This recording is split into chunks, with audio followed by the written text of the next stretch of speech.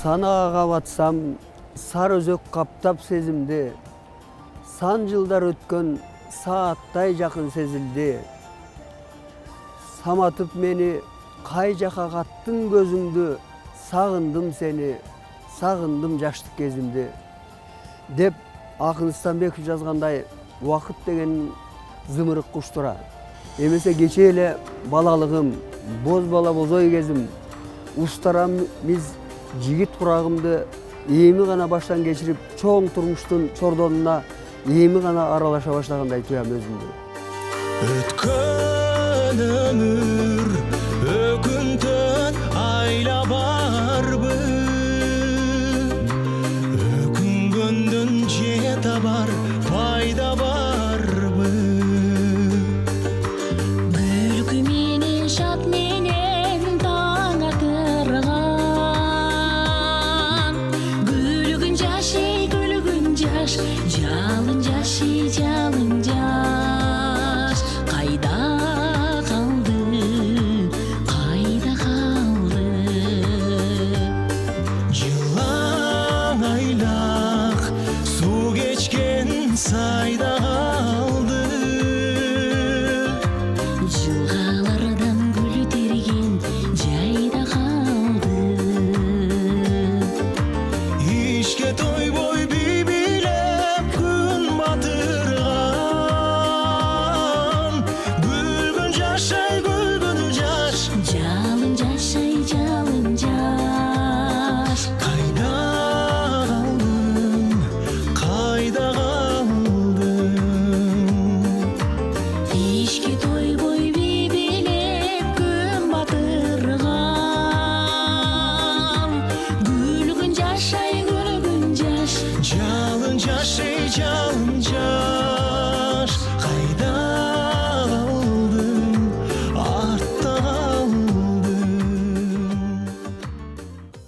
Анан артымдан бой жетип, өз алдыларынча түтүн булатып, бала бакыралуу болуп калган уул кыздарымды көрүп, анан кутмандуу курактын кырына келип тургандыгым эсиме түшөт.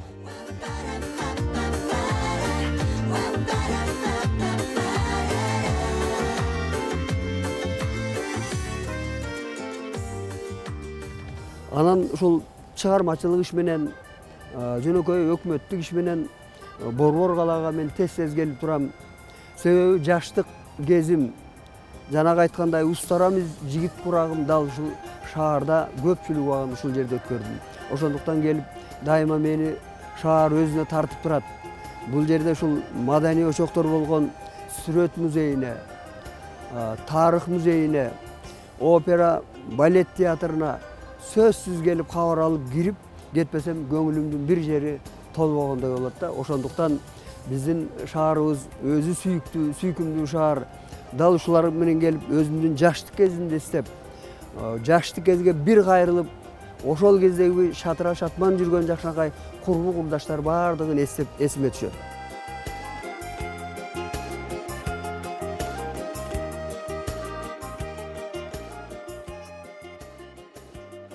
Арзыбек иним экөөбүз ушу биргелешип иштеп келатканыбызга 30 жыл болуп калыптыр, негизинен 30 жыл болуп калыптыр. Анан кийин мен Арзыбекти мурун бул абдан эле жаш экен, көп байкап жүрчүмүн, көргөн эмесмин. Анда мен Оштон Кара-Балтага келип калган болчумун. Ошо кийин 20 жылдык чыгармачылык кечесине чакырып калды. Анан макул болуп, ошо Кара-Балтадан Жалал-Абадка бардык. Жалал-Абадка барсак, театр толо эл. Анан мен кеч барып калдым. Анан өзүн тааныбайм. Ушу четке барып отуруп калсам, бир мурун министр болуп жүргөн бир аксакал бар эле, кыйкырып берди, бергин Адырбек келип калыптыр деп. Бир убактан бул сахнада турат, чык эле, мындай чык деди. Мен чыгып анан ошол элдин алдында сахнада көрүшүп калдык, кучакташып, биринчи жолу көрүшкөнүбүз ошол. Биз Арзыбек Бегяров менен замандашпыз, кесиптешпиз, бирге чоңойдук. Өнөр жаатында, искусство майданында бирге иштедик. Бүгүнкү күндөгү мыкты оюнчулар жөнүндө айта турган болсок, Арзыбек ошол тизмеде сөзсүз бар деп сөзсүз айта аламын. Себеби анын чыгармалары бир эле муун укпастан, бир эле муун аткарбастан бүгүнкү күндө 3 муун аткарып, 3 муун тең эң сонун бир чыгармаларды башка бир өңүттө, башка бир жакшынакай бир ыкмалар менен, ыргактар менен бүгүнкү күндөгү жаштардын да жүрөгүнө жеткирип отурушат. Мен көп жылдан бери Арзыбек Бедияров менен сыйлап, өнөрүн сыйлап, ырын угуп, ушун кишинин баскан турганын, жасаган иштерин терең анализдеп келген пендемин. Кандай керемет киши. Ушул мен да сүйүнөм, ушу биздин кылымда, биздин жашообузда ушундай кыргыздын керемет оончулары менен, аткаруучулары менен мүндөш, сапарлаш, кесиптеш, үзөңгүлөш, табакташ болуп калганыма, ошол киши менен ушунчалык бийик деңгээлде сыйлашып жүрүп, мына бүгүн экөөбүз жакын доспуз. Ошон үчүн өзгөчө бунун ырлары чыкканда, оондору чыкканда мен ошол жасап аткан ишимди токтотуп, терең кирип, талдап, угуп, ошодон чоң рахат алам. Арзыбек өзү бир уникалдуу адам. Анткени себеби бул Арзыбектин ыры, Арзыбек чыгарган оогондор жашка да, картаңга дагы, интеллигентке дагы, тиги чабандарга дагы, баардык адамдарга бирдей таасир кылгандыгында турат. Обондуу ыр комуздун 3 кылы сыяктуу. Бир кылы сөзү, экинчи кылы музыкасы, үчүнчү кылы аткаруучунун добушу жана чеберчилиги. Ушул өңүттөн алып караганда Арзыбек агабыз 3 кылды ар дайым бирдей күүлөгөнгө, бирдей деңгээлде иштеткенге аракет кылат. Бул өмүрдүн эселек кезин эске албаганда чыгармачылык менен алектенип, оон дүйнөсүнө аралашканыма жарым кылымга жакын убакыт болду. Бейиш куш болуп, ултуруп, керметтей жарктеп бир туруп, бейпайга түрттүң периштен, баркыңды мага жүк кылып, баркыңды мага жүк кылып, ашыктык салып азаптан, арзумду жаздым эй ыргылып, ашыктык салып азаптан, арзумду жаздым эй ыргылып, арзумду жаздым эй ыргылып. Мына ошол жылдар аралыгында эчен ондогон оогондорду жараттым. Кудайга шүгүр, ошол эмгегимдин акыбети кайтып, элден көргөн сыйыма ыраазымын. Атпай журтка айдан ачык булаңыз, жалаң ырдан айкел курдуң урагыз. Ага мисал, арзышкандар сыяктуу, Арзыбекти арзып, эңсеп угабыз. Таап чертип жүрөктөрдүн кылдарын, тандап терип сезимдердин ыргагын. Жашап жатат эри шаркак эл менен, кыргыз жүздүү, кымыз жуттуу ырларың. Ыр терметет, адам түгүл кушту да, куштай элпек канаттуу ыр укмуна. Жаштык кезге бир кайрылам дегендер, Арзыбектин ыр булагын жоткула. Алыс болуп, табигаттын ызгаары, 80-90-100 жаштарга чык дагы, эли журтуң арзый берсин Арзыбек, ыр дүйнөнүн чыканактай дыйканы, ыр дүйнөнүн ат көтөргүс солтаны. Эсенгул Ибраев, Кыргыз Республикасынын эл акыны. Анда кеп башынан болсун, мен Жалал Абад областына караштуу Сузак районунун Кызыл Сеңир деген айылы бар. Дал ошол жерде туулганмын. Атам колхозда активист киши болгон, ал эми апам болсо карапайым жумушчу. Үйдө биздин бактылуу апабыз ошондой эле тарбиячыбыз болгон. Ата энеме кол кабыш кылып жардам берчүмүн. Талаа жумушу болобу, үй тиричилик жумуштары болобу, апама кол кабыш кылып, апам жанынан алыс кетчү эмесмин. Балалыгымда ошол Кызыл Сеңир айылында айылдык балдар кандай кызыктуу оюндарды ойноп, балалыктын кандай шаңдуу күндөрүн өткөргөн болсо, мен ошол балдардын арасында мен да болдум да. Ата жұрт сенің алдыңда, ант беріп қасам ичпедім. Адамдың жақшы сапатын, бардығын сенден іздедім. Бардығын сенден іздедім. Қаралдым құтыма да жұрт, қалқалап саға башымды. Үректің оту өчкөнчө мен жүрөйім тоқып атыңды. Жүректің оту өчкөнчө мен жүрөйім тоқып атыңды. Андан қару түшірбөй, сүйімдің отун өчірбөй. Аришке тоқто сабырдым, мамиле қылдым өзіңдөй, мамиле қылдым өзіңдөй. Қаралдым құтыма да жұрт, қалқалап саға башымды. Жүректің оту өчкөнчө мен жүрөйін тоқып атыңды. Жүректің оту өчкөнчө мен жүрөйін тоқып атыңды. Мындай маанилүү ырлар. Эми албетте акын үчүн бардыгы эле маанилүү болушу мүмкүн. Ар бир возрастка, куракка дагы, мисалы үчүн биздин куракка туура келе турган, жалпы элге туура келе турган ошол Надырбек Алымбековдун, Эсенгул Ибраевдин жана башка мындай бир белгилүү акындардын ырларына маанилүү ырларды чыгарганда. Ушул ырга, өнөргө болгон кызыгуум менимче 7-8 класстарда башталган болуш керек. Өзүбүздүн айылда Анарбек деген агам бар эле, азыр деле бар. Ал ошол колхоздо механизатор болуп иштейт эле. Анан түшкү баягы саратандуу күндүн аптаптуу ысыктарында үйүнө эс алганы келгенде ошол гармондо, комузда, мандолинде ошол безеленте чертет эле. Чертип ойнойт эле. Ырдаган үнү бизге угулуп турчу, үйүбүздүн аралыгы жакын эле болчу. Бир көчөдө жашачубуз. Анан ушу жанына барып, аспаптарда ойногон күүлөрүн, ырларын угуп, баягы ырга болгон шыгым, кызыгуум улам күндөн күнгө мындай артып барганын өзүм сезип жүрдүм да. Анарбек агам ушул зерикпестен мага ошол аспаптарда ойногонго үйрөтөт эле.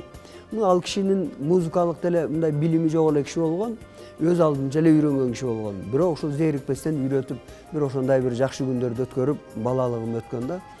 Анан негизинен мен агамдан үйрөнүп, өзүмдү коштоп, музыкалык аспаптарда ойногонду үйрөнүп, ошентип баштаганмын да. Атам Абдулла кыракы киши болчу, ошол менин музыкага болгон шыгымды, кызыгуумду баамдап, мага айттырбай эле ошол Анарбек агам ойноп жүргөн музыкалык аспаптарды мага сатып алып берип турду. Ошентип мен музыкага болгон кызыгуум, шыктануум дагы күчөй баштады. Ырларды ошол музыкалык аспаптарда ойногонго кадыресе үйрөнүп калдым. Бирок мүнөзүм уяң болуп, тартынчаак болуп чоңойдум. Ошондан да болсо керек мен 10 классты бүткөнгө чейин бир эле жолу ошол мектеп сахнасында бир эле жолу ырдаганмын.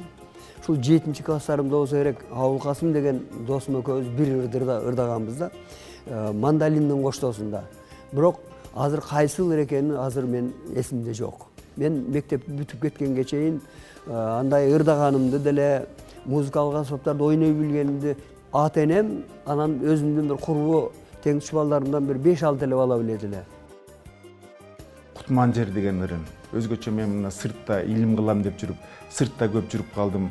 Ошо кыргыздын чыгаан кишилеринин Рыспаевдин баш кылып, Асанкалы Керимбаевдин ырларын ала кетип, ошол кыргыздын өңүн сагынганда, сөзүн сагынганда ошо ырларды уксаң кадимкидей элиңе, журтуң аралашып, сүйлөшүп калгандай сезилет элек. Ушул Арызбектин да Кутман жер деген ыры кандай керемет. Жүзүмдү чайкап, өлтүрсүң бойлоп, көңтерип Yücelek oynop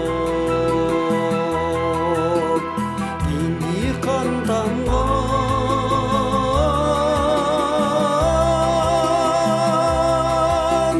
Kutmandu jerim Sadar olum gün sayın oylop Sadar olum gün sayın oylop Dolonu çiğir Karagat çayına Tokoydu bulup Biri bezip sayıra Jaş onun şandı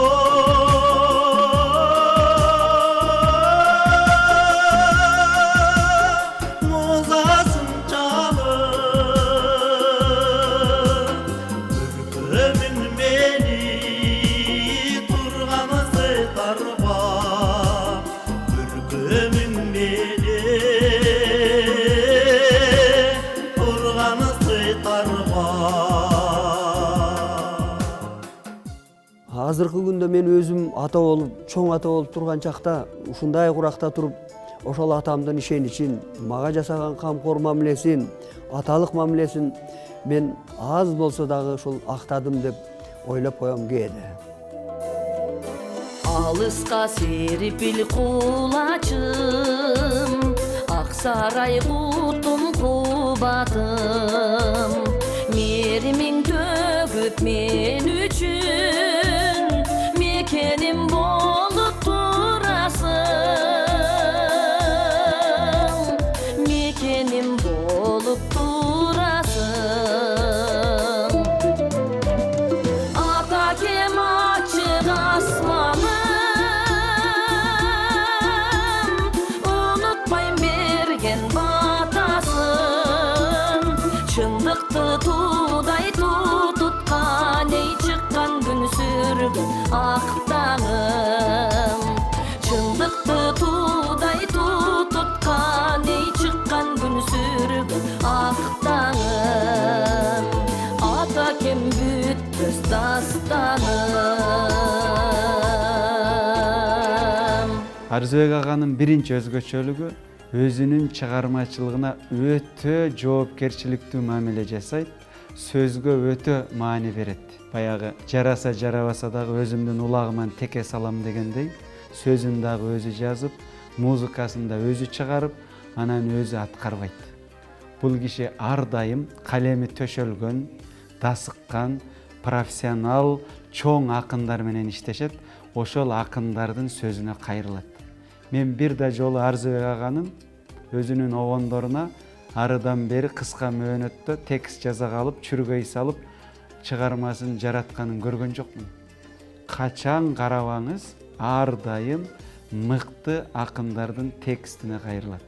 Ошентип күндөн күнгө ырга, музыкага болгон шыгым арта берди. Дал ошол мезгилдерде мен эс тартып калган курагым болчу. Ошол мезгилдерде кыргыздын залкарлары Атай Муса, Жумамүдүн Шералиев, Рыспай Абдыкадыров, Аксубай Атабаев өңдүү кыргыздын залкар өнөр адамдары, залкар оончуларынын ырлары ушул бүтүндөй ошол мезгилдерде бүтүндөй кыргыз элинин кыңылдап ырдаганы, басса турса сүйлөгөн сөздөрү ошолор болгон. Мени да ошондой залкарлардын ыр дүйнөсү арбап, музыкага, чыгармачылыкка, баш оту менен аралашууга түрткү болду окшойт. Бул деген менин оюмча теге Жумамүдүн Шералиев, Рыспай Абдыкадыров, Калыбек Тагаев, мына ушундай бир кыргыз барда жоголбой тургандын көчүн улагандардын бири деп ойлоймун. Мен ушул көп жерлерде Кыргызстандын көп булуң бурчтарында байкап жүрөмүн. Мейли Көлдөбү, Таластабы, же болсо теге түштүктүн кайсы бир алыс райондорунда болобу. Бедияровдун ыры дегенде Бедияровдун ырысыз бир олтуруш болобу, бир жакшы маарекелер болобу, тойлор болобу, юбилейлер, бул Бедияровдун ырысыз болбойт. Эсимде бир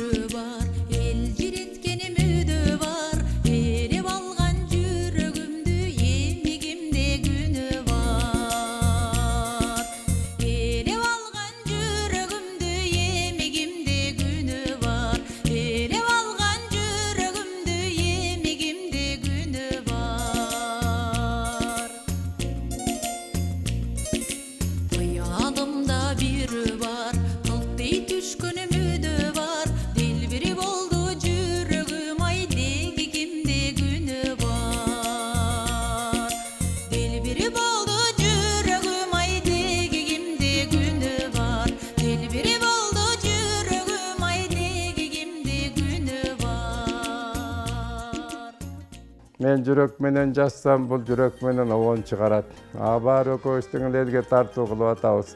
Эми мына Арзыбектин эмне үчүн элге, эмне үчүн менин көп ырларымды ырдайт, менин көзүм жеткени өзүнө да айтам, элге да айтам, айтып келатам. Арзыбектин ырлары улуттук өзгөчөлүгү менен бааланат да.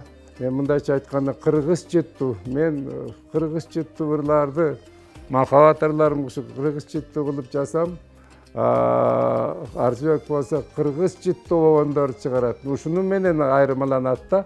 Ошондуктан баардык биз кыргыз экенбиз да, ошо жүрөктөргө жеткире билиш керек экен да. Кыргыздын руханий дүйнөсүн камтыган чыгармалардын баары кыргызга жайылып атат да. Бул абдан чоң нерсе. Бул кандай чыгарма болбосун, кино болбосун, обон болбосун, баары кыргыз жыттуу болсо, кыргыз эл үчүн кала берет. Кыргыздын немеси менен, сөзү менен, руху менен, мааниси менен, даамы менен анан кыргызга жетет да. Биз ушуну көп ойлошубуз керек да. Эң башкы биздин байлыгыбыз ушул да. Кыргыздын байлыгы кыргыз улантып кетиш керек да, ушундай да. Адамда өнөр болсо, талант болсо, качандыр бир кезде кандай кесипте болсоң дагы жанагы булак өзү көзүн ачат дегендей бир жеринен ооргуштап чыгат экен да. Өзүнүн менимче медициналык билими бар, медик болом деген бала болгон экен жаш кезинде.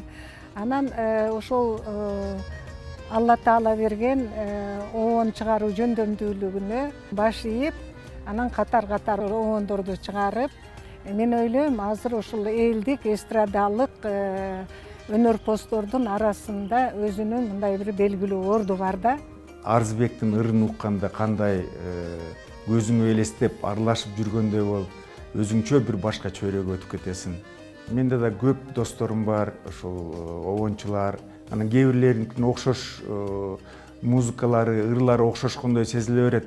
Анан суранам, мына Арзыбек окшоп ырдабайсыңарбы? Бир беттен бир бетке өтүп, ошо кыргыздын мекенчилдигин, кыргыздын жерин, тоосун, кыргыздын суусун мактап, кыргыздын сүйүүсүн мактап, бир беттен экинчи бетке чыгып, нукура биздин жытыбызды, сапатыбызды, жашообузду көрсөтүп турган ушул биздин Арзыбек обончубуз. Келечекте ырчы болсом деген максатым бар эле. Бирок ушул жаштайыман чемендүү болуп, кичине оорукчан болуп чоңойгондон улам элдин ден соолугуна камкордук көргөн ак халатчан дарыгер болсом деген дагы максатым бар болчу. Ошондон уламбы ушул 10-классты аяктагандан кийин медициналык окуу жайына 3 жыл катарынан тапшырып өтпөй калып жүрдүм. Баары өжөрлөнүп, көгөрүп жүрүп, ошол максатымдан, көздөгөн багытымдан өзгөрбөй Жалал Абадтагы медициналык окуу жайына тапшырып өттүм. Ал окуу жерде окуп жүргөндө комсомол комитетин жетектеп, өздүк көркөм чыгармачылыгын жетектеп иштедим. Окуу жайды мыкты бүттүм. Активист студент элем. Ошол окуу жайды бүтөр жылдарда Алымкан Дегенбаеванын Эне тилеги деген ырына алгачкы обонду жараттым. Ырымдын биринчи угуучусу Батирде чогуу жашаган Дүйшөн деген досум, курсташ, курбум бар болчу. Биринчи угуучум ошол киши болгон. Андан кийин ырымды апама сүйүнчүлөп ырдап бергенмин. Ошол кездеги апамдын кубанганын мен сүрөттөп айтып бере албайм. Эне дегендин сезим туюму дал ошондой болот турбайбы? Апам көзүнө жаш алып, мага ак батасын берген. Энеке бай, эмнен арнайм өзүңө, эмне менен кеңештирең затыңды.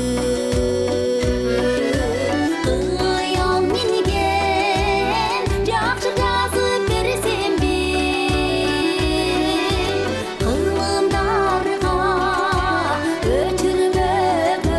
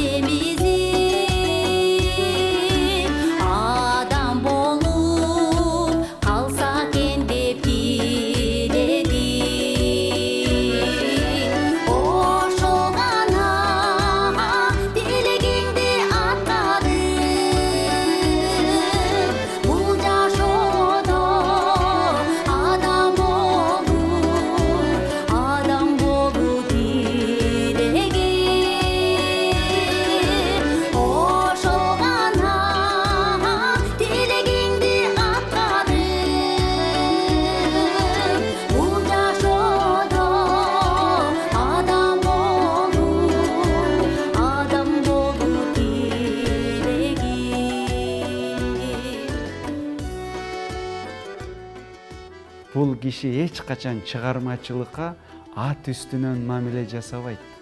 Ар дайым сөзүн дагы, обонун дагы, үнүн дагы темир менен камырдай кайра ийилеп, бышырып, анан кийин элдин алдына алып чыгат.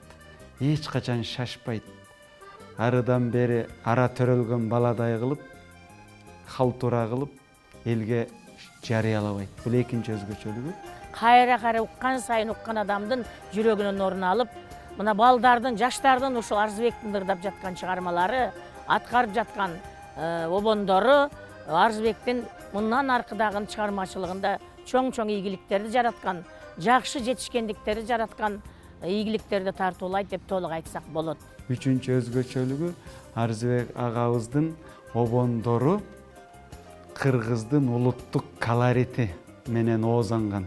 Башкача айтканда, бул кишинин кайсыл обонун уксаңыз дагы баягы асман тиреген ак мөңгүлүү ала тоолордун боорунан, жылгалардан шылдырап агып түшкөн булак суусу барбы?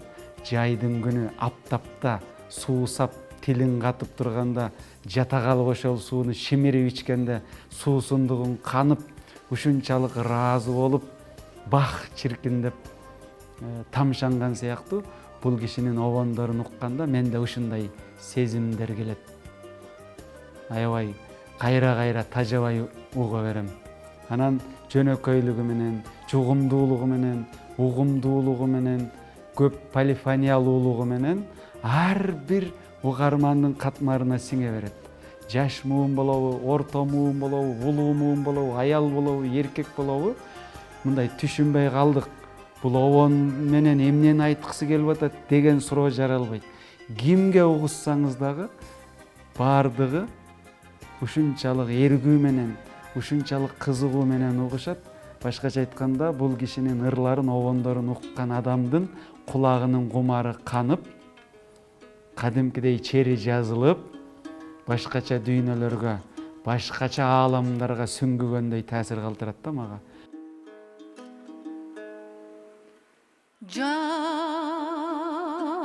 Жал көздүү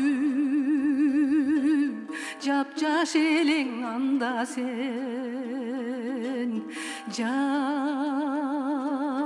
гүлүндөй жагымдуу элең жанга сен,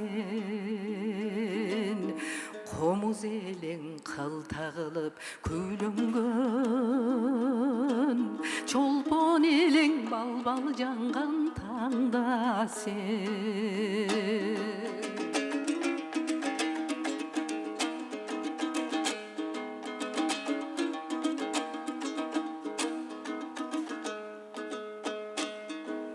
Sen gül болдуң, bir суктантып жашынған, sen куш болдуң, кокус колдон качырган,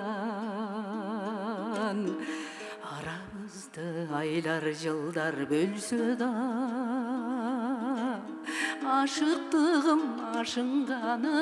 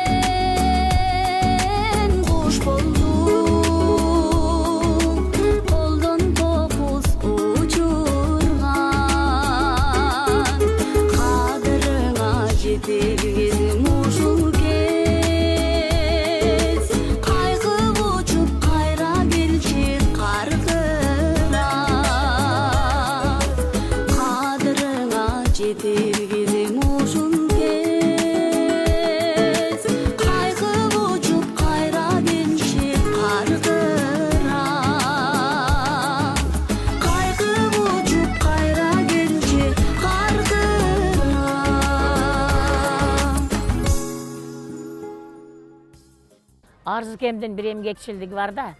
качан көрсөң колунан ручкасы түшпөйт, качан көрсөң тетрадында ноталар жазылып турат, качан көрсөң жаңырларынын жаңы үстүндө иштеп турат. Анан мен таң каламын, азаматым деп, мына обончу деген ушундай болот, обончу деген мына ушундай жашым өтүп баратат эле, жосом мен чарчадым эле дебестен дагы көптөгөн обондоруна өмүр берет деп буга толук ишенип кетемин да. Арзыбек агабыз качан карасаңыз каруусун казык, канын азык кылып, эртеден кечке ушул иштеп аткан. Ушундай эмгекчил, ушундай мээнеткеч адамды мен көрө элекмин. Качан эс алат, качан уктайт мен билбейм. Күнү түнү завод, фабрикадай болуп иштеп аткан да. Демек ошол эмгекчилдиктин, мээнеткечтиктин акыбети кайтып, бүгүнкү күндө баягы элге жагымдуу, элге алымдуу, элге сиңимдүү, масштабы кенен, мааниси терең, мыкты обондордун жаралып жаткандыгы мына ушул Арзыбек агабыздын кызылдай эмгеги, кызылдай мээнетинин акыбети менен келген деп ойлойм. Ошондуктан бүгүнкү күндө чыгармачылыкка, өзгөчө обончулукка, аткаруучулукка кадам таштап аткан жаш аткаруучуларга мен айта турган кеңешим, Арзыбек агадан үлгү алгыла, өрнөк алгыла. Ушул кишинин мен жогоруда санап өткөн ар бир сапатын үйрөнгүлө. Жөнөкөйлүгүн, эмгекчилдигин, сылыктыгын, сыйлык наамга чуркабагандыгын, бардык адамдарга бирдей мамиле жасагандыгын, текеберлик кылбагандыгын, манчыркап кетпегендигин күнү түнү көжөлүп иштегендигин үйрөнгүлө демекчимин. Эң негизгиси, мен да Кудайга ишенген кишимин. Бул кишилердин колдогучу бар. Жараткандан, жогору жактан, ушу асмандан, космостон байланыштары бар. Ошондой ыйык, ушу жараткан Аллам, Кудай Таалам колдоп, ушундай улуу чыгармаларды жаратып турушат. Булардын эми ойлонуп, колуңа кагаз алып эле оон жазам десең ал мүмкүн эмес. Бул эми өзгөчө касиеттүү, ошол космос менен, асман менен байланышы бар, аалам менен байланышы бар кишилер. Ошондой кишилер бар. Демек, кыргыз эли бактылуубуз, кыргыз эли ошон үчүн биз сыймыктыбыз. Медициналык окуу жайын аяктагандан кийин эмгек жолумду Сузак районундагы Карл Маркс атындагы областтык жатак мектебинен баштадым. Ал жерде дарылоо бөлүмүнүн башчысы, мугалим, тарбиячы, андан кийинчерээк окуу тарбиялык иштер боюнча директордун орун басары, окуу бөлүмү боюнча жетекчи деген кызматтарды аркалап иштедим. Ошол мезгилдеги жатак мектебинин жетекчиси кыргыз эл мугалими Сатыбалды Давлетов деген агайым болгон. Мен аны педагогтук кесиптеги устатым деп эсептейм. Ошол кездеги мектептин жалпы жамааты менен биз мектепте окуу тарбия иштери, тарбиялык иштерди алдыга жылдыруу боюнча албан иштерди биргеликте жасаганбыз. Агартуу тармагындагы иштеген эмгегим жогору бааланып, 1987 жылы Кыргыз Республикасынын эл агартуусунун мыктысы деген төш белги менен сыйланганмын. 5-чи өзгөчөлүгү айрым чыгармачыл адамдарга окшоп чын даража сыйлык, наам, мансаптын артынан эч качан кубалаган жок. Эч качан атак даңк үчүн чыгарма жараткан жок. Эч качан ыйманына камчы чапкан жок. Ар дайым жөнөкөйлүгү менен, карапайымдыгы менен барга шүгүр, жокко кайыл болуп, сыйлык берсе алып койчу, анан жулунуп, кишилерди ортого салып, эч качан баягы ыйманына камчы чапкан жок. Атпай журтка айдан ачык булаңыз, жалаң ырдан айкел курдуң урагыз. Ага мисал, арзышкандар сыяктуу, Арзыбекти арзып, эңсеп угабыз. Таап чертип жүрөктөрдүн кылдарын, тандап терип сезимдердин ыргагын. Жашап жатат эриш аркак эл менен, кыргыз жүздүү, кымыз жуттуу ырларың. Ыр терметет, адам түгүл кушту да, куштай элпек канаттуу ыр укмуна, Жаштык кезге бир кайрылам дегендер Арзыбектин ыр булагын жоткула. Алыс болуп, табигаттын ызгаары 80-90-100 жаштарга чык дагы. Эли журтуң арзый берсин Арзыбек, ыр дүйнөнүн чыканактай дыйканы, ыр дүйнөнүн ат көтөргүс султаны. Эсенгул Ибраев, Кыргыз Республикасынын эл акыны. Адамзат болгондон кийин, пенде болгондон кийин, жигит болгондон кийин ушул окуу жайды окуп жүрүп, окууну бүткөн мезгилдерде көңүлүмдө болгон бир жакшынакай колукту жолукса, тагдырыма бешенеме жакшы акыл эстүү кыз жолукса, жубай жолукса деп бир жакшы чоң тилек менен жүргөм. Албетте ошол тилегимди мен Патилядай жакшынакай кызга жолугуп дал ошондон таптым. Мен ойлогом аккордеончу эле мага түшмөй кирет, чото аккордеончу менен таанышамбы мен деп ойлоп жүргөм да. Анан бирөө менден чоң эжем ооруп больницага жатып калды. Анан ошону күнүгө тамак көтөрүп келем. Бул медик болуш деген медиктик кесиби да бар, чыгармачылыгында өдөйт, анда иштеп жүрөт. Айнеге жолдун боюнда экен да, көчөгө көрүнүп турат экен. Мени күнүгө өткөнүм карап, анан кайра кайтканым карайт экен. Анан мен памдаган эмесмин да, оюмда деле жок. Анан бир күн анан чыгып тааныш болбайлыбы дедилер. Жок, мен тааныбаган адамдар менен таанышкым келбейт деп мен шашылып кетип калдым ал күнү. Анан эртеси күн дагы чыкты. Дагы тааныш болбайлыбы деди. Анан мен туура эмес сүйлөп койдум окшойт. Мен жакшы сүйлөгөнгө жакшы сүйлөш керек деген ой кетти дагы. Анан майлы деп анан сүйлөшүп, ушундай мен ошол жерде иштейм деди. Мен эжем больницада эле ошого келдим дедим. Анан ошол бойдон майлы деп анан үйгө кеттим. Анан күнүгө ошол жерден чыга турган болуп калды. Өткөндө күнүгө чыгат. Негедир жүрөгүмө жаккандыгы да, жакпаса башка кетип калмакмын да. Ошону менен турмуш куруп эле балдарды көбөйтүп, неберелерди көбөйтүп, чебире көбөйтүп жашап келатабыз. Жакшы турмушума, жашоома мен өтө ыраазымын. Биз ойлойбуз, бул чыгармачыл адамдар сөзсүз эле борборго барыш керек. Сөзсүз эле борбордон барып иштеш керек, бийликке жакын болуш керек, сөзсүз эле филармонияда чоң залдарда ырдаш керек, ошол жерде өзүнүн чыгармачылык кечелерин өткөрүш керек деп ойлойбуз да. Бирок мага жакканы Арзыбек ошол кичинекей айылдан эле Кызыл Сеңгир деген Сузактын айылынан эле айылына белгилүү чоң үй бүлө, бала чакаларын үйлөп жайлаган, түгүл неберелери дагы үйлөп жайлап атат. Ошондой болуп жашап аткан, анан Патиля деген келинчеги менен. Анан элге белгилүү болуп аткан обончу, ырчы инсан да. Буюрса атасын тарткан балдар кыздарым дагы минеткеч, аракетчил, ар бирин өзүн жогорку билимдүү кылдык, жайынча турмушка берип өздөрүн узаттык. 21 неберелүү болдук, бир чебирелик болдук.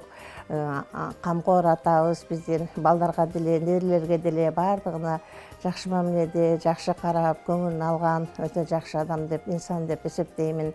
Арзыбек айында бир өзгөчөлүгү ошол чыгармачылыкта эле эмес, ошо үй бүлөдө дагы бизге окшогон окуучуларды жакшы тарбиялоодо эмес, ошо үй бүлөдө өзүнүн балдарын, кыздарын жакшы тарбиялап, баардыгын өз ордуна койгондукта да ошол чыгармачылык менен эле алектенип жүрө бербестен үй бүлөгө да жакшы көңүл берип, Патиля эжекөө баардык жагынан жетиштүү, ушул бактылуу, төөлөттүү, карлыктуу өмүр сүрүп атышат азыркы мезгилде. Sağlam kavuşmaktı minetine, sen beni sezip sezmey cüretine. Canımdan yarattanға can buldum ey, Жалбарам жалғыз düşkün ey cüretine. Жалбарам жалғыз düşkün ey cüretine. Албетте ошол жылдарда педагогтук кесипке аралашып жүрүп, өзүмдүн билимимди жогорулатуу жагын ойлоп, Борбор калабыздагы Бүбүсара Бейшеналиев атындагы мамлекеттик искусство институтунан окуп билим алдым. Мен өзүмдүн чыгармачылыкка келген жылдарымды этапка бөлүп караймын да. Албетте ошол биринчи этаптагысы медициналык окуу жайы, андан кийин ошол Карл Маркс атындагы жатак мектеби деп өзүм ошондуп бөлүп карайм. Ошол жылдарда Эне тилеги, Бозойдун ыры, Күлгүн жаш, Кайра келчи каркырам, Жазгы серенада, Кайдасың, Кайда жүрдүң деген обондорду жазганмын. Бозоргун тонун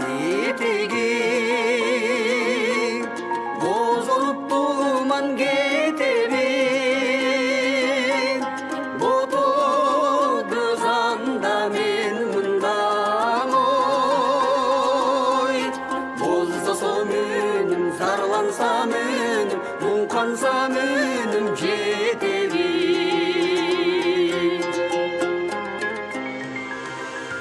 Қарарған тонын етегін Қарарып туман кетеби Қара көз анда мен мұндан ой Қақшасам үнім, қайғырсам үнім Қайқырсам үнім жетеби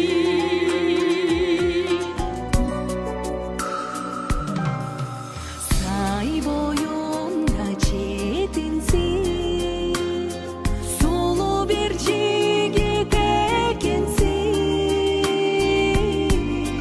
Сұлу бір бойдан жүрі бер ой Суқтансам келбей, сұрансам келбей Сыздасам сезбей екенсің Сұлу бір бойдан жүрі бер ой Суқтансам келбей, сұрансам келбей Сыздасам сезбей екенсің Суқтансам келбей, сұрансам келбей Сыздасам сезбей екенсің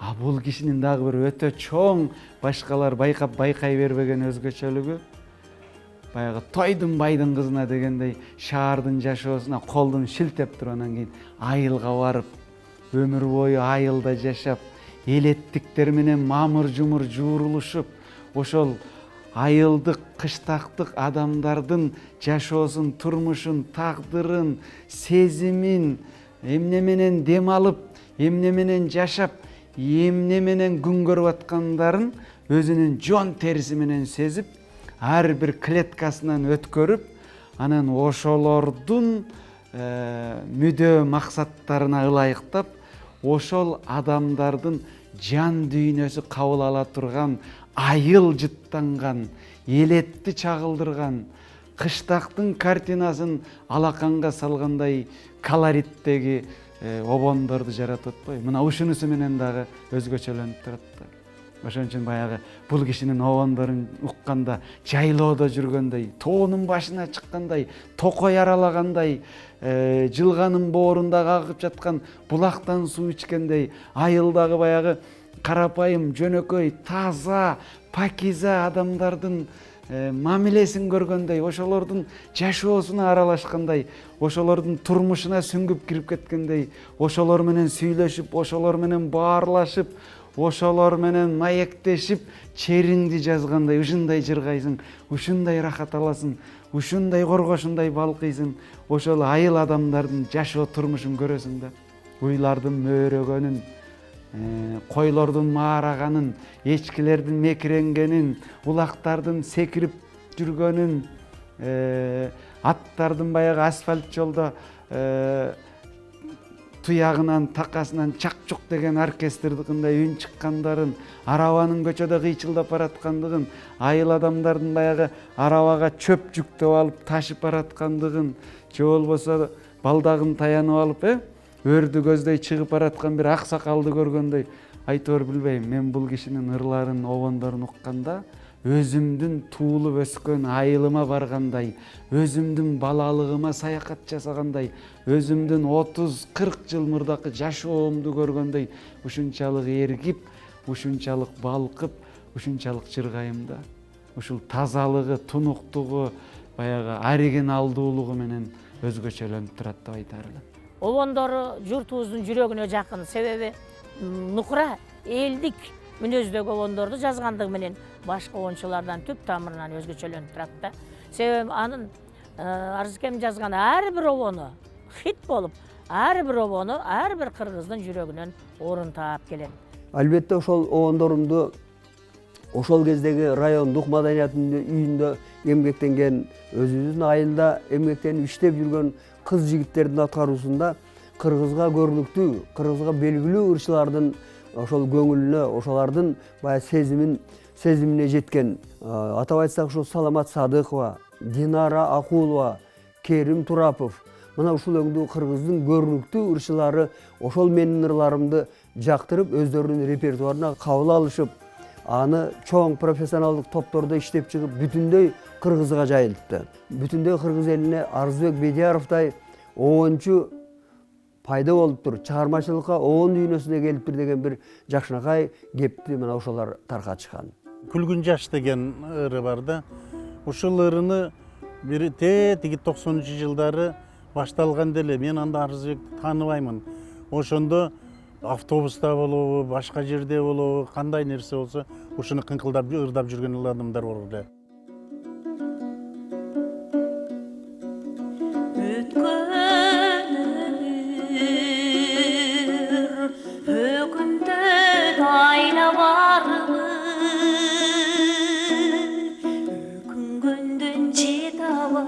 Пайда барбы күлкү менен шат менен таң атырган күлгүн жаш жалын жашы жалын жаш кайда калды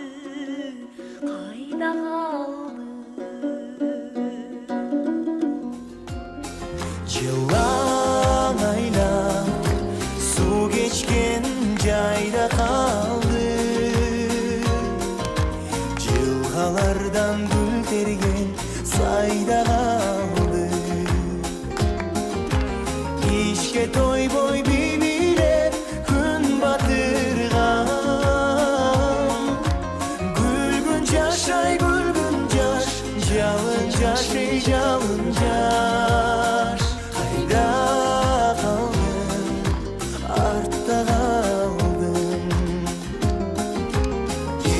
Toyboy bibilep gün batırgan,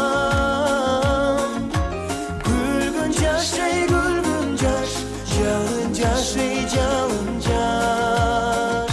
Kayda kaldın, artta kaldın.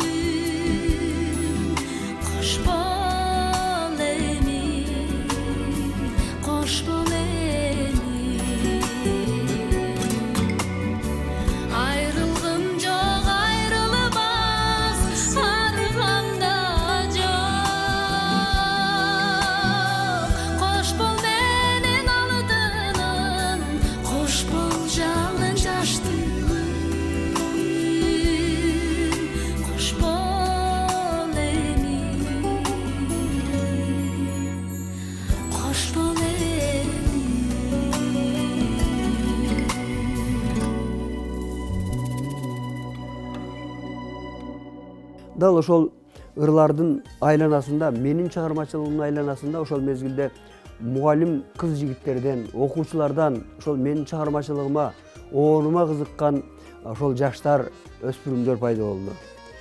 Анан ошол мезгилде тек гана ошол ийримди менин ырларымды аткаруучулардын ийримди Гүлгүн жаш деп койдук. Себеби Гүлгүн жаш мени бүтүндөй кыргызга тааныткан ыр болуп калгандыктан ошол ырды урматтап, жана чыгармачылык ийримдин атын Гүлгүн жаш деп койдук.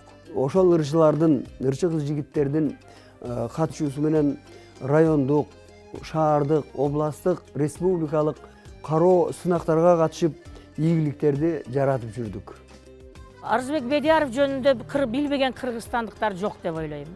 Андан сырткары Өзбекстан, Тажикстан, Казакстан ырчылары бүгүнкү күндө Арзыкемден толгон токой ырларын ырдап, ошо өздөрүнүн элинин тилине которуп, кайрадан дагы бир жакшы өңүт берип, кайрадан бир өмүр берип, Арзыкемдин ырлары бүгүнкү кошуна өлкөлөрдө дагы өзүнүн өмүрүн сүрүп жаткан мезгили. Ошондуктан мен ойлоймун, Арзыкемдин эмгеги чоң, обон жазууда, обондорун элге жеткирүүдө, деги эле чыгармачылыктын үстүндө талбай эмгектенип, зор күч менен, талыкпастан эмгектенип келе жатат. Мына ошонун үзүрүнү көрүп бүгүнкү күндө Кудай буйруса эмгек сиңирен артист болду, эл артисти болду. Бул киши баягы сакадай бой сары алтын сүйлөгөн сөзү нак алтын дегендей, өзү баягы кичинекей болгону менен булбулдай болуп алып, ушундай кең пейилдиги, ай көлдүгү, кол ачыктыгы, башкаларга жакшылык тилеп тургандыгы ушундай жагаттан ошонусуна дагы ыраазы болом. Демек ушундай кең пейил адамдарга, айкөл кишилерге Кудай ар дайым берет. Арзыбек Айдын бир обонду жаратканда дегенде ушул өзүнчө бир ичинен бир кайрыктарды өзүнүн ичинде ырдап жүрө берет да, ана деп жаңыдан обон жаратып аткан экен деп күтүп жүрөбүз. Анан бир күнү айтат, анан ушундай жаңы обон жараттым, ушуну угуп көргүлөчү деп ушунусун көбүрөөк байкайбыз да. Өзүнүн ичинен баягы көбүрөөк сүйлөшпөйт бирөө менен, бирок ошол кайрыктарды ичинен кайталап жүрөт да. Анан обондорду да жөндөн жөн чыгарып бир нерсенин таасиринин аркасында чыгарат да. Көбүнчөсү ушундай бир жакшы бир нерсени көрсө, бир жакшы кыз келиндерди көрсө, эми баягы чындап сүйбөсө дагы ошолорго баягы адамдык таасир менен сүйүп, ошого арнап жакшы обондорду жаратканын байкап жүрдүк да. Чыгармачылык адамдардын дайым эле күлүп жайнап жүрө турган күнү боло бербейт экен. Бирде кайгырат, бирде өкүнөт, бирде капа болот, бирде жини келет, ушинтип атып капа болуп калганда мен не болду экен деп ошону айткандай болуп туруш керек да, кайра сүйлөсөң болбойт.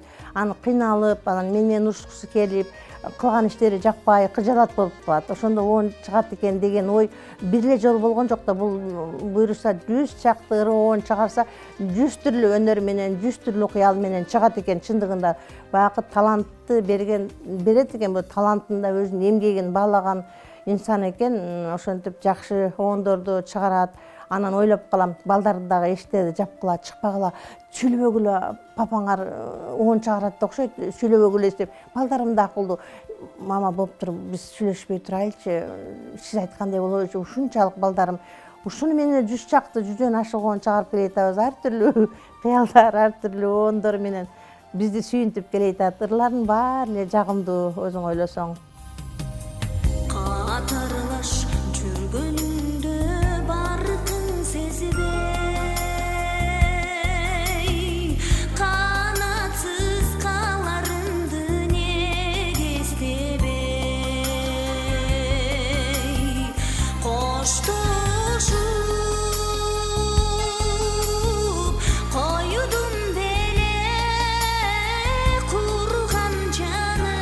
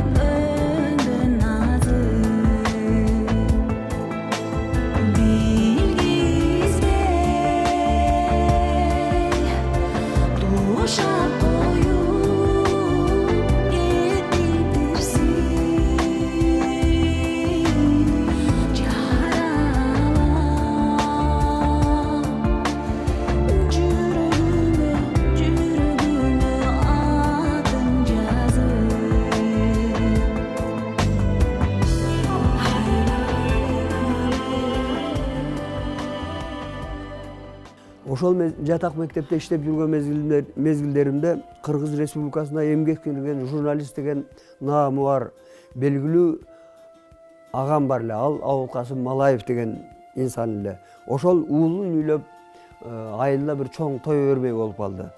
Ошол тойго Кыргыздын белгилүү дастанчысы, оңончусу Жолболду Алибаев да чакырылган эле да. Анан мени кошо чакырып кирип ошол жерде мен жөнүндө Жолболду акеге маалымдап, бул жигит Арзыбек деген иним болот. Бирин экен оғондорду жаратып, оғондордун кыргызга белгилүү көрүнүктүү ырчылар ырдап жүрүшөт. Ушуга эгер мүмкүнчүлүгүң болсо иниме көз салып, кеп кеңешиңди айта жүр деп мен жөнүндө маалыматты берип, Жолболду акеге тааныштырды. Жолболду акеден сүрдөнүп, Жолболду акенин алдында 1-2 чырымды аккордеон менен ырдап бердим. Жолболду аке кунт коюп, угуп отуруп, жакшы экен Арзыбек, атыңды эми баягы угуп жүргөнмүн, баягы жүз келип, баягы маңдай тескей отуруп таанышканыбыз азыр болуп атат. Оғондоруң жакшы, аккордеон деле дурус ойноп калыптырсың. Эми мынтип жүрө берсең мектепте оғондоруң көп, элге таралбай калышы мүмкүн. Таралат, бирок дагы тереңирээк ушул чыгармачылыкка сүңгүп кирип, эл арасында ушул ырларыңдын кеңирээк жашашына камкордук көрүп, ушул шаарга келбейсиңби? Чогуу болобуз, чогуу жүрөбүз. Нары кеп кеңеш айтканга дагы бир ыңгайлуу шарттар түзүлөт деген ушул сунушун айтты. Бул 1987 жылдын жай айынын бир жагымдуу кечтеринде болгон бир менин чыгармачылыгымда бир бурулуш жасалган бир учур деп эсептеп жүрөм да. Taşolasın uç açkanda, kal terikleri bür açkanda. Kırgırlardan kol bulgalım, kızalaklar gül açkanda.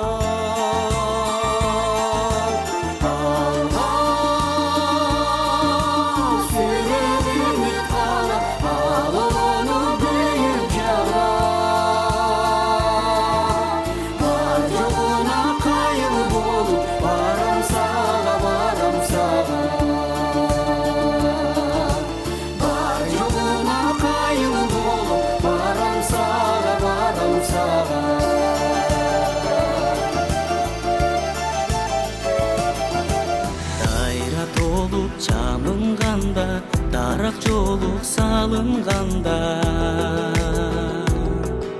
sanam sarı saman bolup sağa kara yağılganda. Allah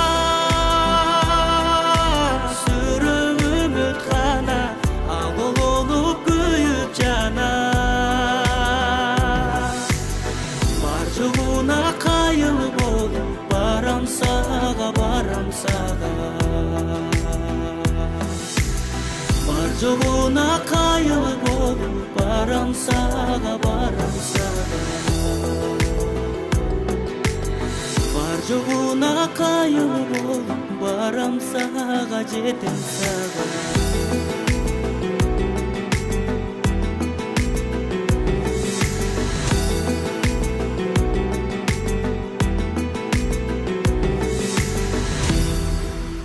Арзыбек аганын жөнөкөйлүгү, карапайымдыгы, элпектиги, сылыктыгы бир да жолу текеберленип, бир да жолу кыйынсынып, бир да жолу манчыркап, бир да жолу бой көтөрүп, менсинип, башкаларды мынтип басынтканын, шылдыңдаганын, кыйынсынып, менин гана чыгармаларым шумдук, башкалардыкы экинчи, үчүнчү сорт деп айтканын уккан жокмун, көргөн жокмун, байкаган жокмун. Качан карасаңыз бир калыпта. Чыгармачылыктын ушундай туу чокусуна жетип, атагы алайга, даңкы далайга жетип, узун элдин учуна, кыска элдин кыйрына атуу кылса дагы жөнөкөйлүгү менен, элпектиги менен, сылыктыгы менен ар дайым бардык адамдарга бирдей мамиле жасагандыгы мага ушунчалык жагат. Баягы мөмөлүү дарак ийил чээк болот дегендей, ар дайым өзүнүн мөмөлөрүн бөлүп турат да бул киши. Жашылча жемиш, бактарак, гүлдөр дегенди өтө жакшы көрөм да менчи. Ушуну бардыгын түрүн алып келип, экким келип, ушундай эшиктин алдына коз болгум келет. Ошону сен дагы эмне алып келдиң дейт, дагы муну коштум десем, ошонун бардыгын эгип эле коем мен. Ошону карап, чоңойтуп, өстүрүп, гүлдөрүн гүлдөтүп, алмаларын бышырган ушул өзү да. Арзыбек агайдан чыгармачыл чөйрөдө мындай көп нерселерин үйрөндүк да, бир эмгекчилдигин, чыгармага болгон мамилесин, адамдарга болгон мамилесин, ушул өзүнүн угармандарга болгон мамилесин. Ошентип ар ойлонуп, бер ойлонуp мектептен 1991-жылы өз арызым менен бошонуп Жалал Абадка кызматымды өзгөртүп, өзүм бүтүп кеткен окуу жайга көркөм жетекчи, ошондой эле мугалим болуп кызматка орноштум.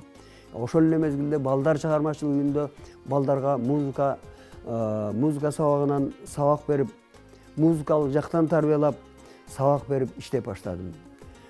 Албетте ошол медициналык окуу жайда чыгармачылыгымды андан ары өнүктүрүүгө, ошондой эле окуу жайдын көркөм чыгармачылыгын өнүктүрүүгө жакшынакай шарттар түзүлдү. Баягы Күлгүн жаштын ишин дагы жандандырып, улантуу ушу талабы келип чыкты.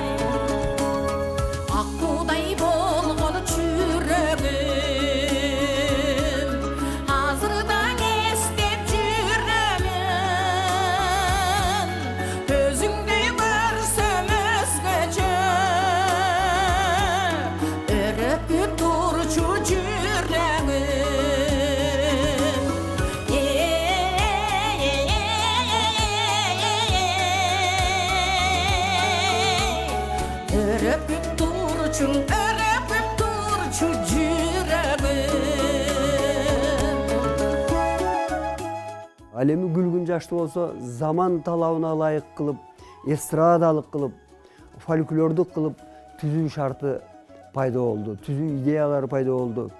Ошентип менин айланамда белгилүү музыкант коштоочу Алымбек Касымалиев, Базарбай Мадоморов, Токтомурат Осмоналиев, кийинчерээк Абдырасул Сабирбаев сыяктуу күчтүү музыканттар келип топтолду.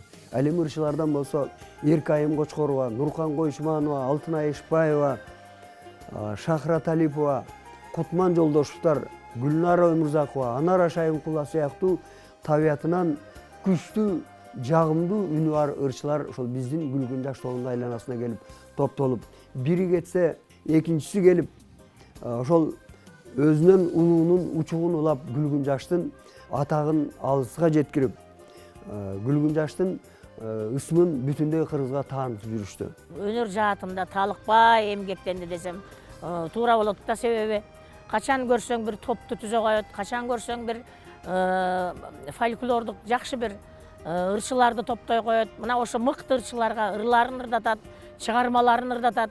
Мына ошентип тетиги айылда жатып алса дагы Кыргызстанды дүңгүрөтө, кыргызстандыктардын жүрөгүнө жеткен чыгармаларды обондор жазып, мына бүгүнкү күндө ошол обондору менен жашап, ошол обондорну элибиз, журтубуз ырдап, кайра өмүр берип, эң сонун бир деңгээлде ырдап аткаруучулукка келет. Анан ачык айтыш керек. Биздин чыгармачыл чөйрөдө өзгөчө таланттуу адамдардын көпчүлүгүнүн ичи тар болот. Көрө албас болот. Өзүм эле деп турат. Артынан шакирттерди өстүрбөйт, тарбиялабайт. Жалгыз эле өзү чуркай берет да. Мындайча айтканда, кыргызда жакшы сөз бар.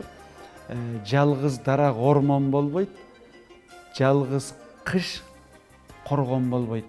Жалгыз иттин үргөнү билинбейт, жалгыз жигиттин жүргөнү билинбейт дегендей. Анысыңарындай кээ бирки чыгармачыл адамдар эч качан башка бирөөлөргө кошулбайт. Башка бирөөлөрдүн чыгармачылыгына көңүл бурбайт, маани бербейт. Артынан шакирт, окуучу тарбиялабайт. Өзү жалгыз жүрөт ар дайымчы.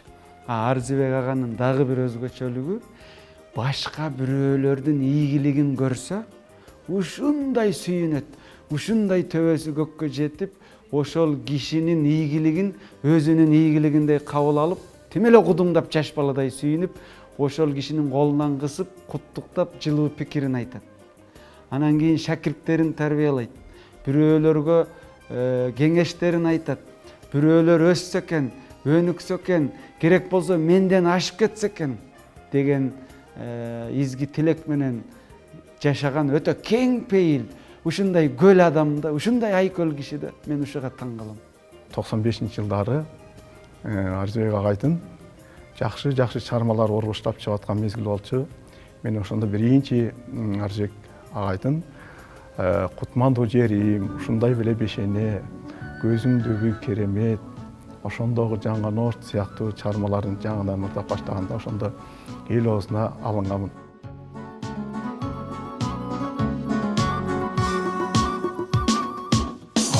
Gündür cırgan düşele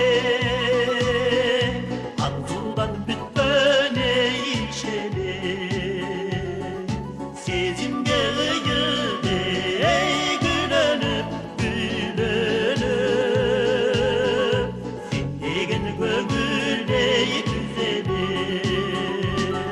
Sezim gelgide gülönüp gülönüp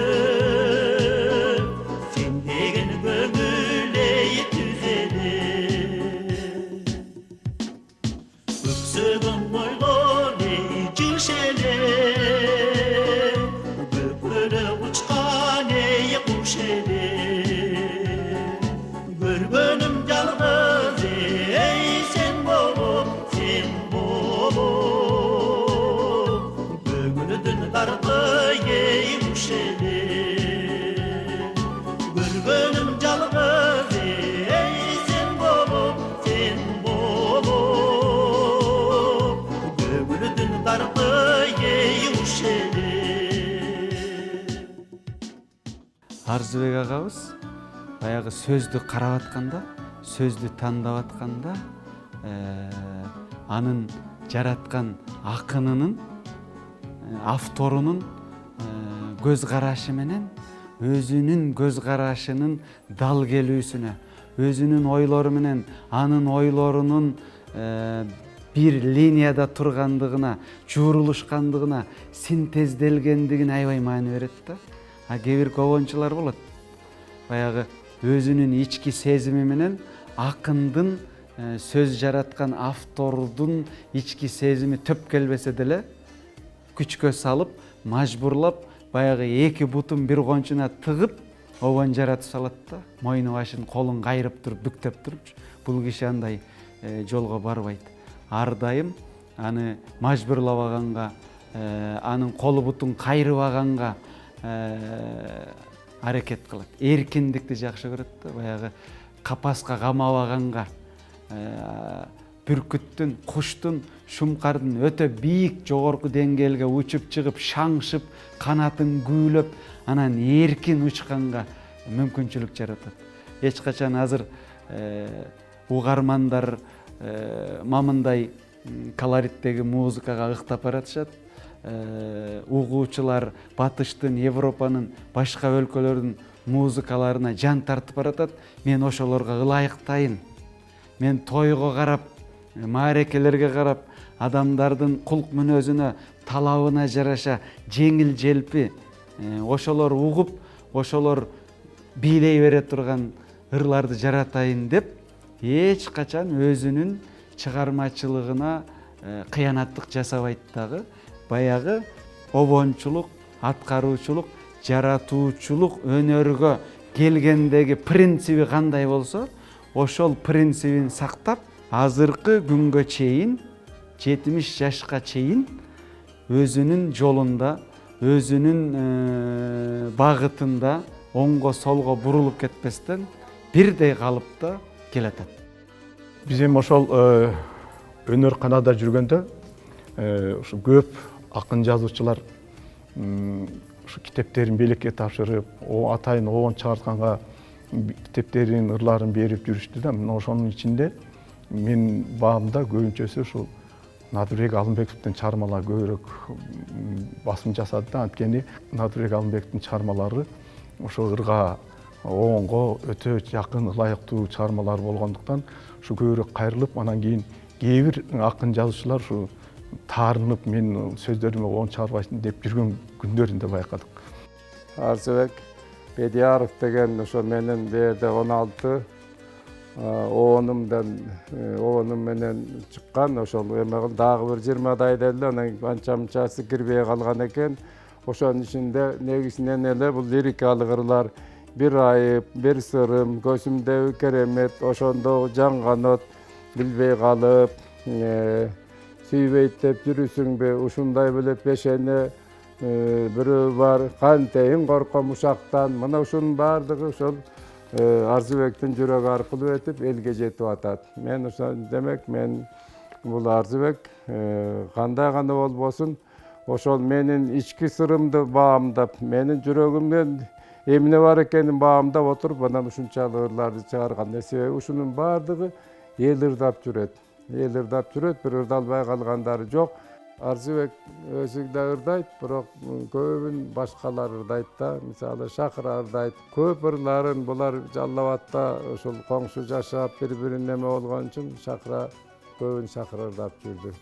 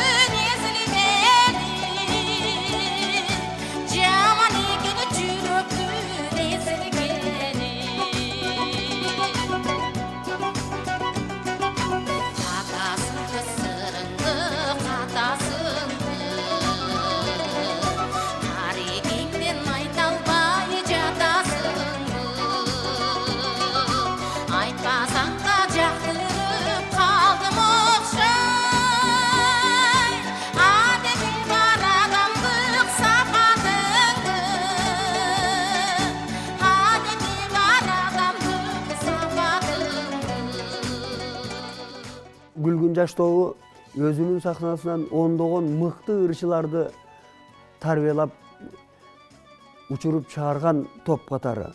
Элдин арасында кадыр баркка ээ болгон топ катары Gülgün Жашка 2003-жылы элдик деген наам берилип сертификат тапшырылган. Албетте ушул мезгилдерди мен чыгармачылыгымдын экинчи этабы деп бөлүп карап жүрөмүн. Бул мезгилдерде менин кутмандуу жерим ушундай эле бешене, барам сага, түш эмес өңүм болсочу, ойлодуң бекен мени сен, капырай каламбы унутулуп деген сыяктуу бир топ оондорум жаралды. Албетте бул оондорум өйдө да санактап айтып берген ырчылардын аткаруусунда бүтүндөй кыргызга жетип турду. Гүл кайыр гүлдөй буралып, гүлдөй буралып, Gülgün Жаш sağa ılayık, sağa ılayık. Kusadar bolup jetpegen, bolup jetpegeni. Kurguray mende bir ayıp, mende bir ayıp. Kusadar bolup jetpegen, bolup jetpegeni. Kurguray mende bir ayıp, sende bir ayıp. Tüssüm muğayıp, Gülgünüm kimge ılayıp, kimge ılayıp. Başkanı süyüp görmögün, Başımda uşul bir ayıp, uşul bir ayıp. Başkanı süyüp görmögün, Başımda uşul bir ayıp, uşul bir ayıp. Özgünü süyüp bilbegeni. Özümde uşul bir ayıp, uşul bir ayıp. Argın mende bir ayıp, sende bir ayıp, sende bir ayıp. Albatta ошол Gülgün Жаш тобу менен чыгармачылык сапарда, той тамашаларда, жакшылыктарда көп болдук. Гастролдук сапарларда армун болдук. Шакирттеримдин, окуучуларымдын ийгиликтерин, жакшы жактарын көрүп, өзүм албетте чоң талап коюп, балдарга үлгү болушум керек деген чоң талап менен өзүм иштеп жүрдүм. Gülgün Жаш тобу менен жакынкы чет элдерге гастролдук сапарларда, концерттер менен чыгып жүрдүк. Атап айтсак, ошо Россия, Казакстан, Өзбекстан, жерлеринде биз гастролдук сапарларда болдук. Ал эми ушул гастролдук сапарлардын эң кызыктуусу Улуу Кытай мамлекетинин чакыруусу боюнча Кытай жерине болгон ушул гастролдук сапарыбыз биздин ушул топтун тарыхындагы эң кызыктуу учурлар деп, эсте кала турган учурлар деп эсептеймин. Чыпаржыт каптап үнүнү жибек желескен, жүрөгүм чакмак жүнүмдөн бери дүрүтеткен. Сел болуп каптап нур болуп аппак түшүмө кирдиң түндө сен, түшүмө кирдиң түндө Nur bolup appak düşüme girdin tündü sen, düşüme girdin tündü sen. Akkayın bürdüp acayip alam tiktesen, dolkunu türmek aydın kılmına izdesen. Sel bolup kaptap nur bolup appak düşüme girdin tündü sen, düşüme girdin tündü sen. Toktolbo жүрү деп толкунга мендеп düşüme girdin tündü sen,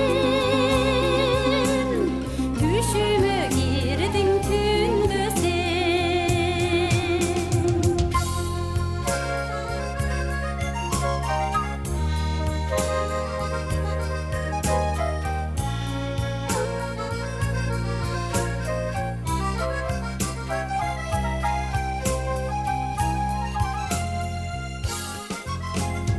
Акулар учуп канатын бөлүп биктен,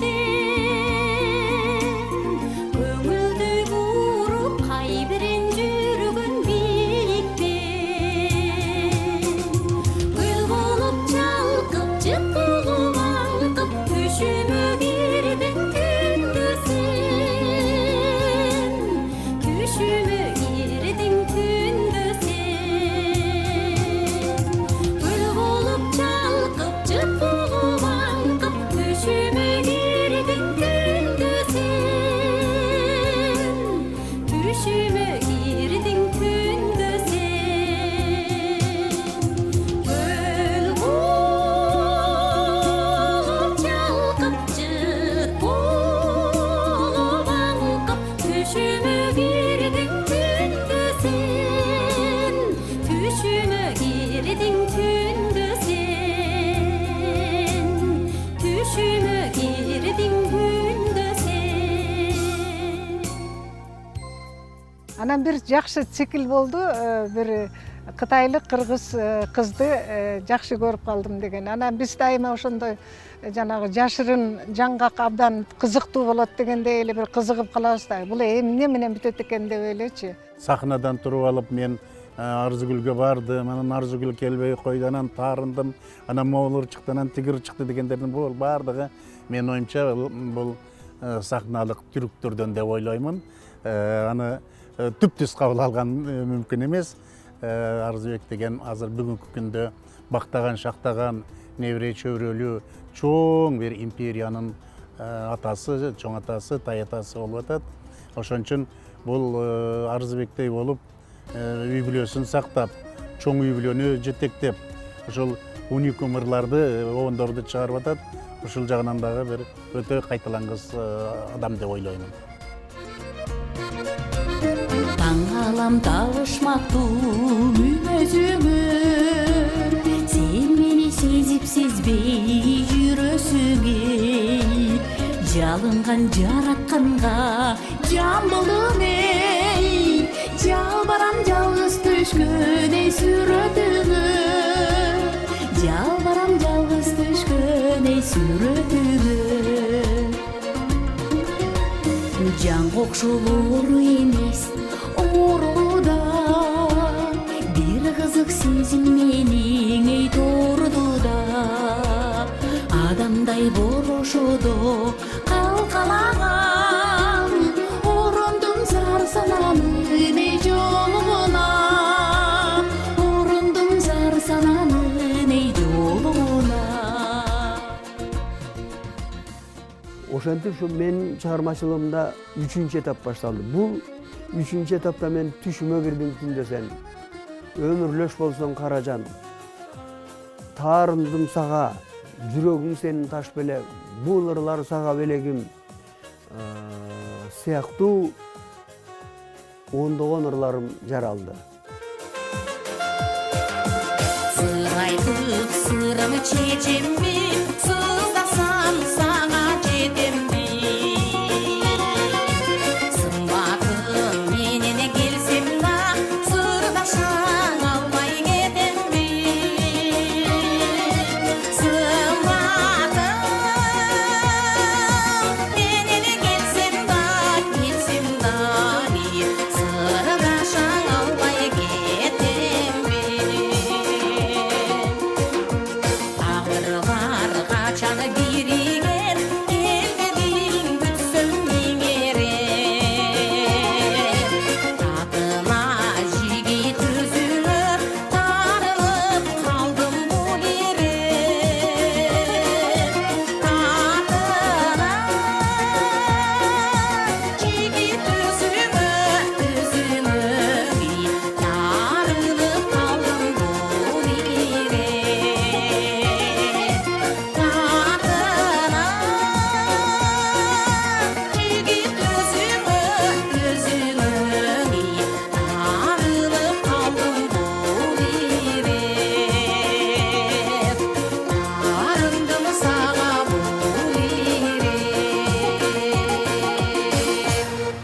Бүгүнкү күндөгү обончулардын эң алдыңкы сабында жүргөн, эң биз сүйгөн, биз кадырлаган обончу катары кыргыз эли кабыл алган биз өзүнүн кесиптештери, өзүнүн жакын чыгармачыл достору дагы Нарзыкемди өтө сыйлайбыз.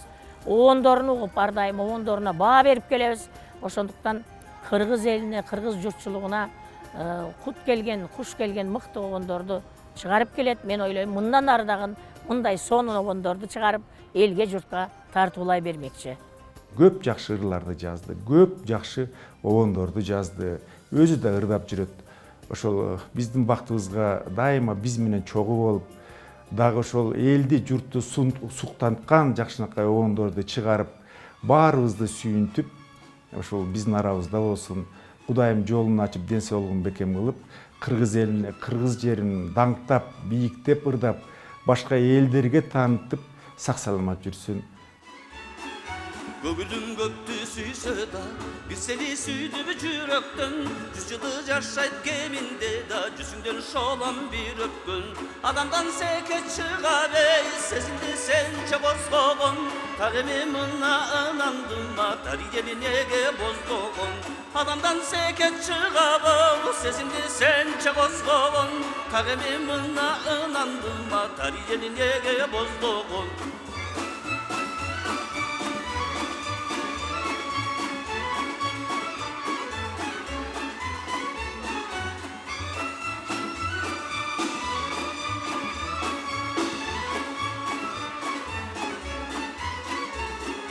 Kumarı bizce bolğondur, Kul Murza menen aksatqın, Kuптана бербей açılışın, ey kubele canım qaqşattın.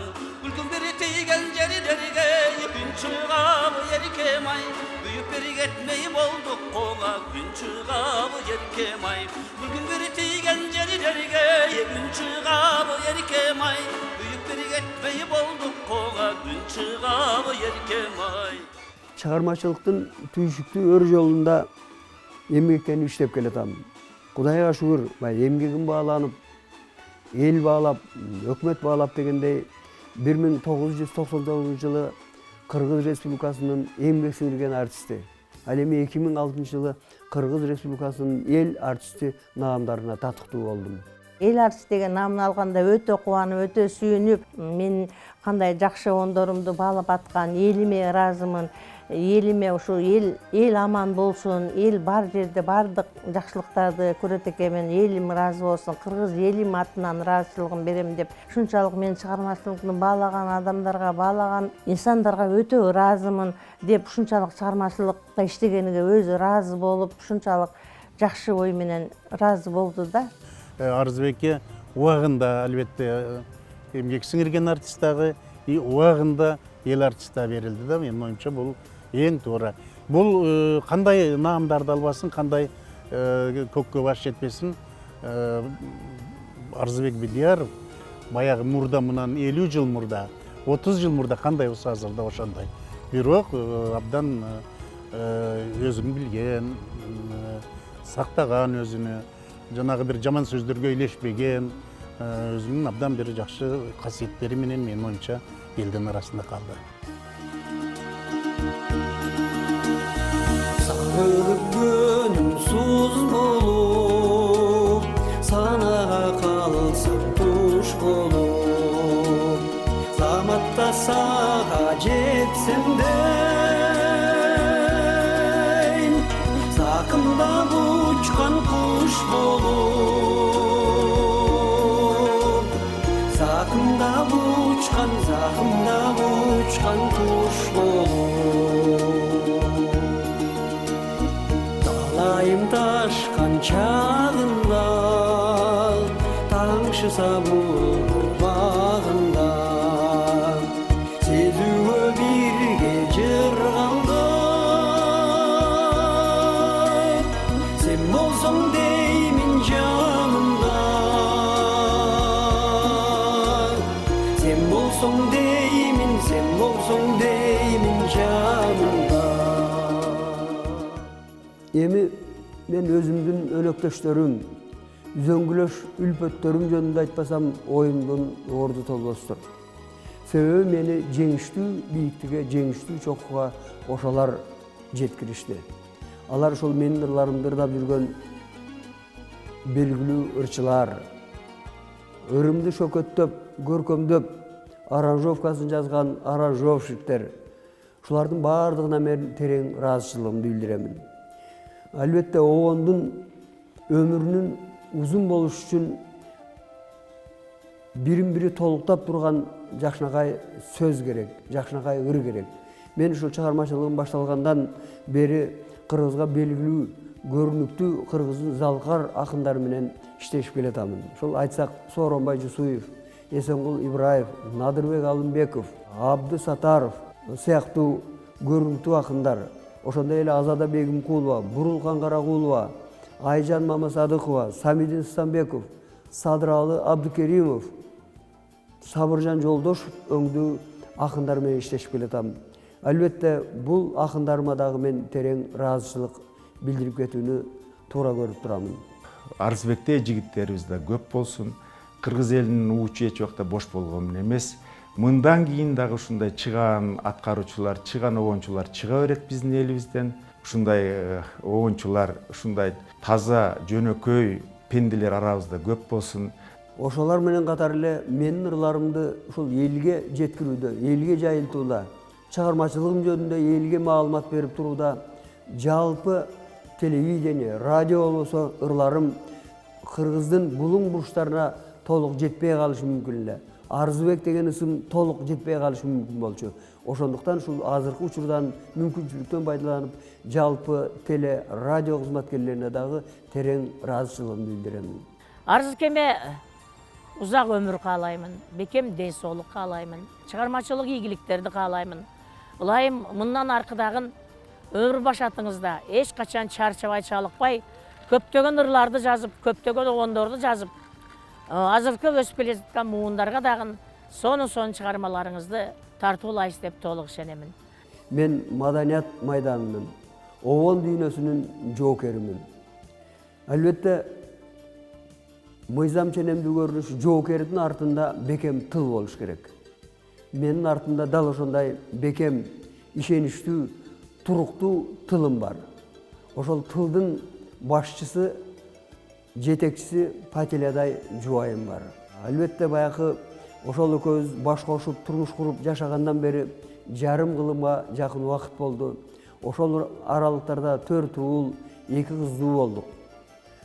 Кудайга шүгүр, уулдарыбыз, кыздарыбыз өз алдынча түтүн булатып жашап атышат. Аракетчил, мээнеткеч уул кыздарды таптык. Албетте кыргызда бир накыл кеп бар эмеспи? Куш уяда эмнени көрсө, учканда ошону жасайт деп. Мүмкүн биздин балапандарыбыз уядан ошондой тартипти, ошондой тарбияны көрсө керек. Албетте келиндерибиз, күйөө балдарыбыз дагы абдан ыймандуу, абдан аракетчил, эмгекчил инсандар. Биздин тилегибизди актаган уул кыздар болду. Мен уул кыздарыма, келиндериме баардыгына жакшылык тилейм. Турмушта жашоодо ойлогон тилектерин ушул жараткан Кудайым берсе деген жакшы тилегим бар. Эмесе заман тынч болсун, эл аман болсун, эл ичинде силер аман болгула. Урматтуу менин санаалаш адамдарым, силердин бар экениңер, заманыбыздын тынч болушу, мамлекетибиздин күчтүү болушу, элдин аманчылыгы менин алдыда жаралуучу чыгармаларымдын башаты деп эсептейм. Бар болуңуздар, аман болуңуздар. Атпай журтка айдан ачык булаңыз, жалаң ырдан айкел курдуң урагыз. Ага мисал, арзышкандар сыяктуу, Арзыбекти арзып, эңсеп угабыз.